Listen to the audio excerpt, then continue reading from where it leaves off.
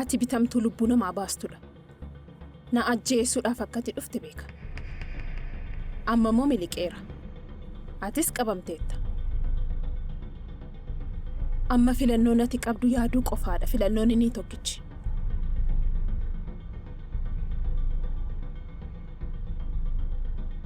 Immoo mana sirbaa fi mana bunaa addaan hin baaftu moo?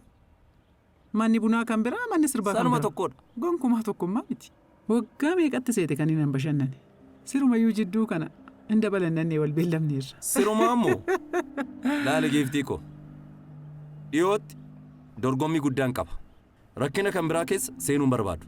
Yaa Girmaa, ani barwaannaa yaadde natti fakkaateetu. Ammas kantiibummaa sanatti akkana si godha? Maal ta'a teessichuma sii kennanii otoo boqotanii? Sifaa kenname.